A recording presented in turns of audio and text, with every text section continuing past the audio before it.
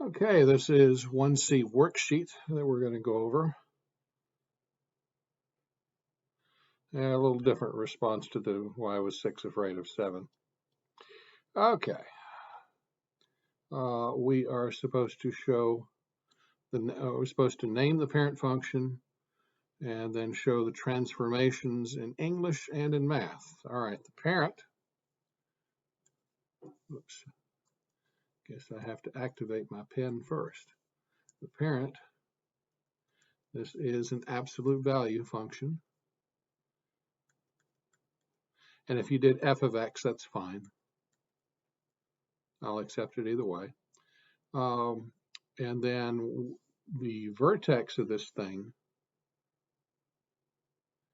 went over 4 and up 1. This is actually 1 here. So we would have to say left 4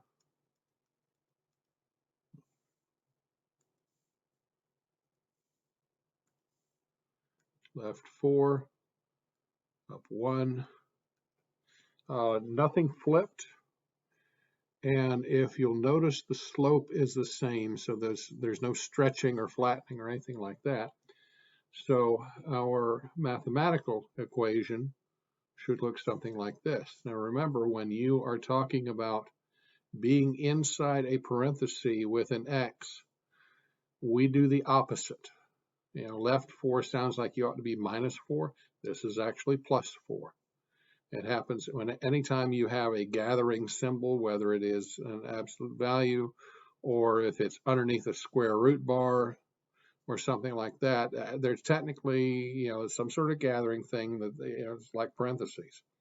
And anybody in parentheses with an x, you're going to do the opposite, whatever the transformation is. If it's right, then it's left, left, then it's right. Now up 1 is pretty much what you see is what you get. I'm going to do that because there's a lot of vertical lines there.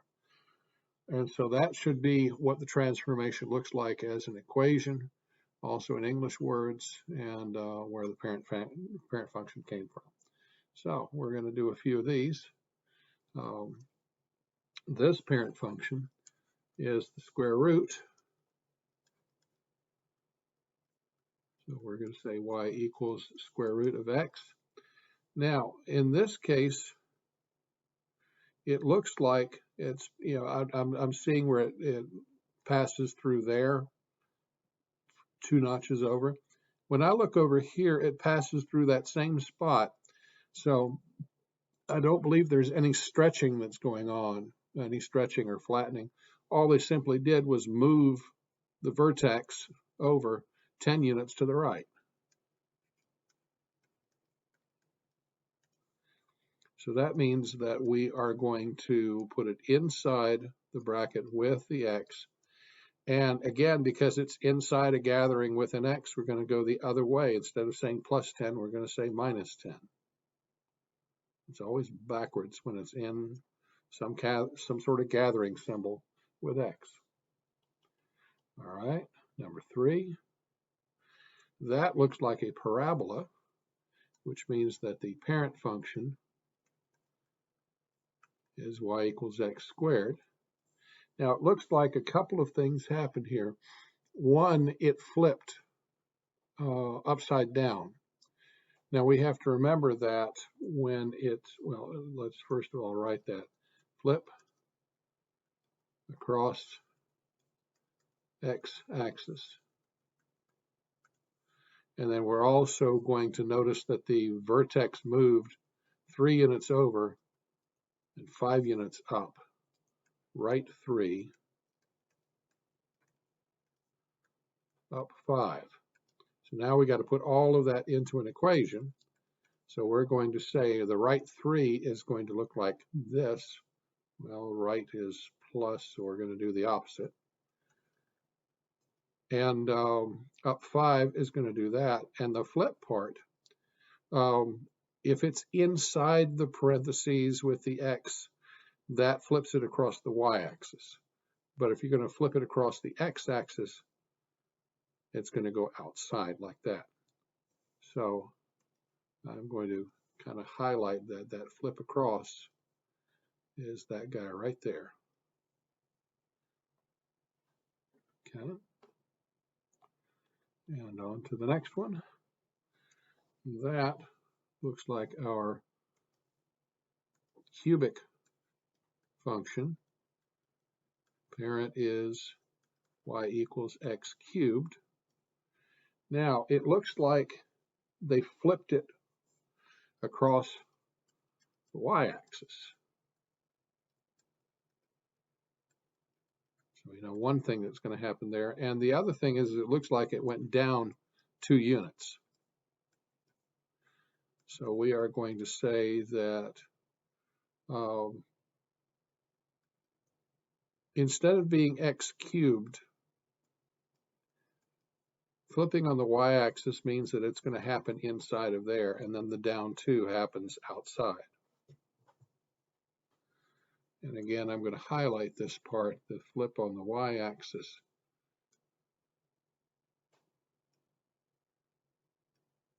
Happens on the inside. When it flips on the x-axis, it happens out front. Okay.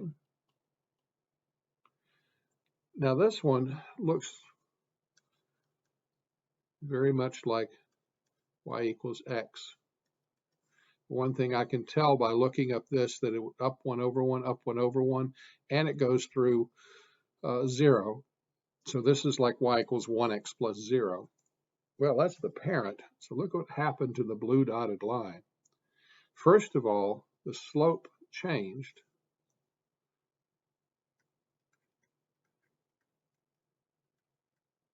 Slope became, well, if I'm going here and then here,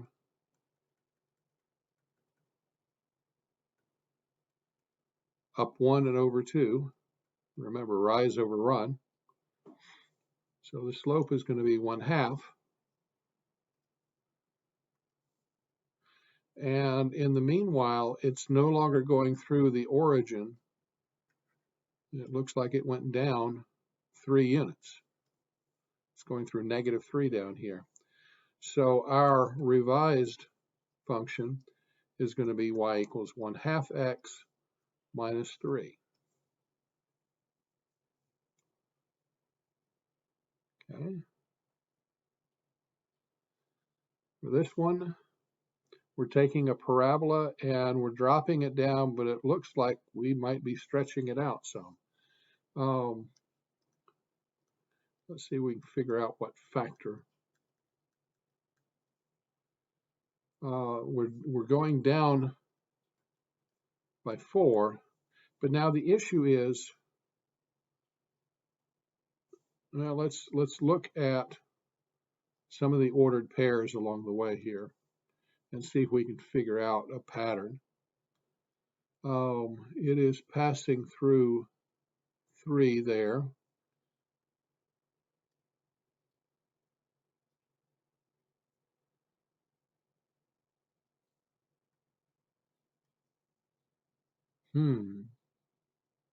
It goes over 2 and up 1. It goes over 4 and up 4.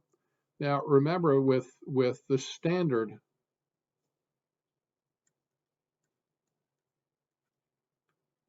one and 2 and 4 and 3 and 9. But this new guy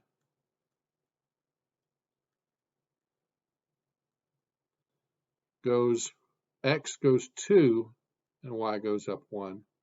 X goes over 4 and y goes up 4. And it looks like right there is another one where y goes over 6 and it goes up 2, 4, 6, 8, 9.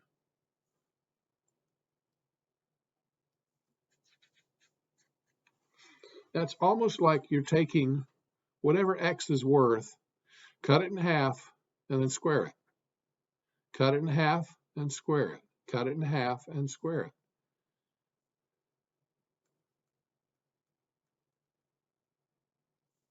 No, that's not what I want to say.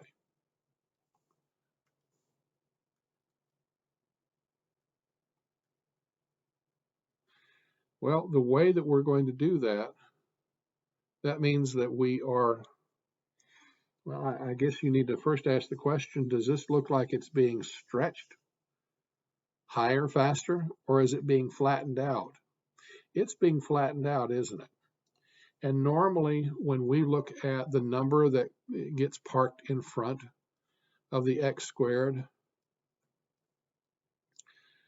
usually if the number in front is bigger than 1, it's going to stretch and it's going to go skinnier on a vertical basis. But if it's less than 1, now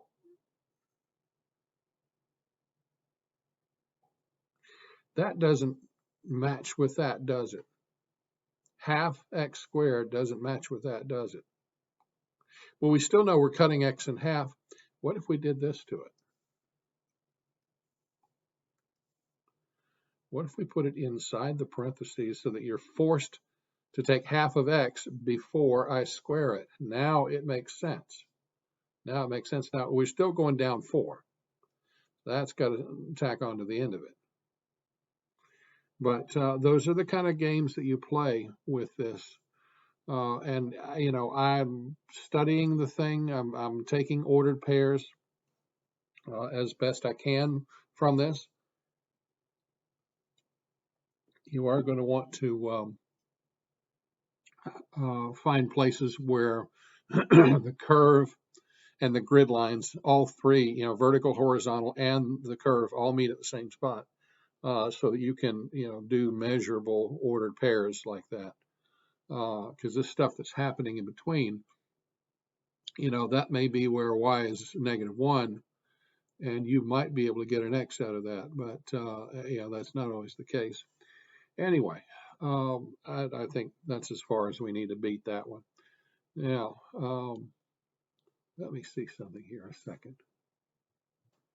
This goes all the way to number 12, so I'm going to stop at about number 6. Is that where I'm at?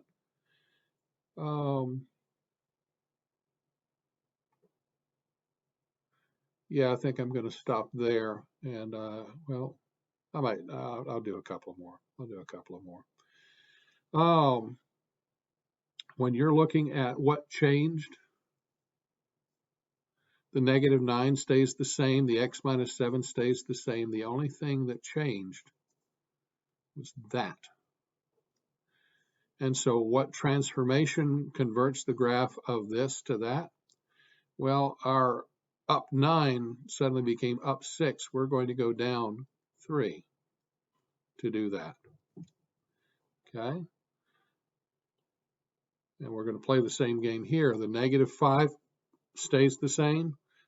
X plus 2 and x plus 10. Now that changes. And that changes. So we're going to have to address both of those.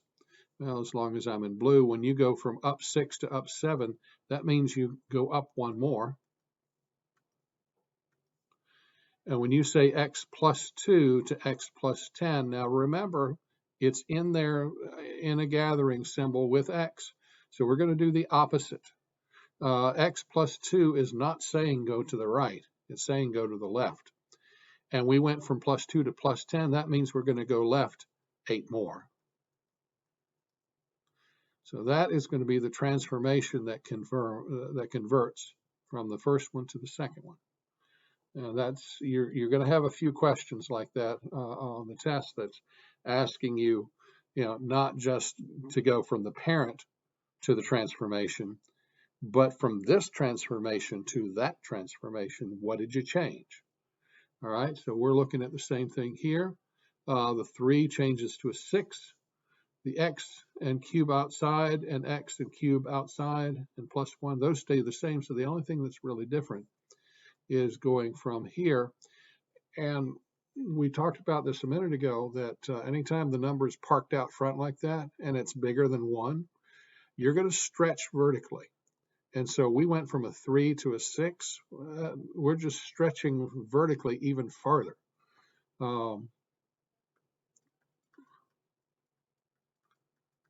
Stretch vertically.